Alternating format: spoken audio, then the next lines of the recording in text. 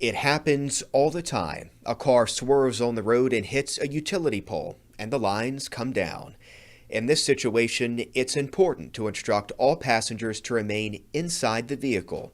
If they step out and make contact with the energized ground, we have what's called a difference of potential, meaning the possibility of getting electrocuted is high. As a first responder, create a 50-foot radius around the scene of the accident, then call the utility company. While your initial instinct may be to charge head-on into the accident to help, you could also injure yourself, which won't help anyone. By contacting the utility company, you'll be able to get to the passengers much faster and safer than you could have on your own. If the vehicle is on fire and passengers need to escape, have them follow these directions.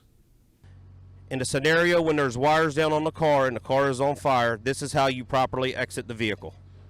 Open the door, keeping both feet together on the side, and bunny hop away from the vehicle. Make sure when you bunny hop away from the vehicle, you do not come in contact with any other part of the vehicle, and continue bunny hopping 30 to 50 feet away from the vehicle. When you call the co-op to report downed wires or equipment, it will be helpful to have the nearest pole number or address.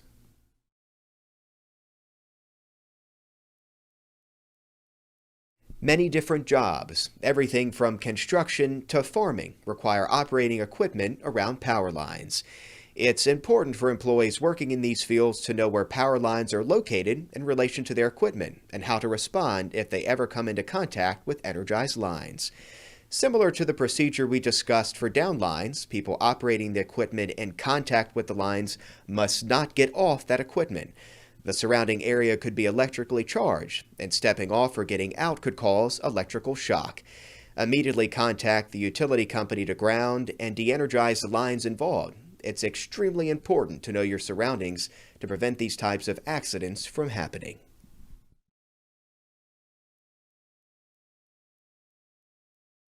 Transformers are essentially contained power lines, just as powerful and possibly just as harmful.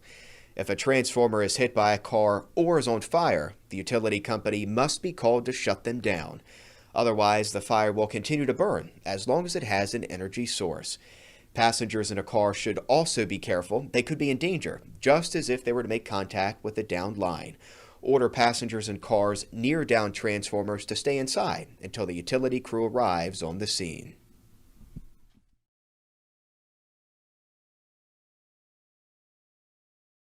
Sometimes utility poles can catch fire. This could be due to a controlled burn, a house fire, or accident.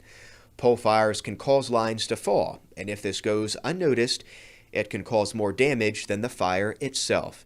In some instances, these downed lines haven't been located until a few days after the fire event. If you don't know the line is there, you don't know to be concerned about it, and the consequences can be lethal. If you see a line down due to a pole fire, contact your utility company immediately. It is their job to de-energize those lines and to make sure no one who comes into contact with them is injured. It is also important to note that water may not put out a pole fire if equipment is still energized. As a first responder, you must wait for the power to be shut off before attempting to put out the fire. There are so many factors when dealing with electricity, but knowing when and how to proceed can mean the difference between life and death. By having an open line of communication with you and your teams, we can ensure safer conditions for everyone involved in electrical accidents.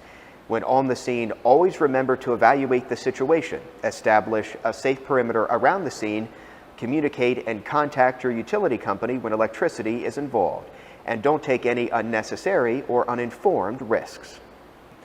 While it may be your jobs to keep the community safe, we want you to stay safe too. Stay aware, stay informed, and stay alive.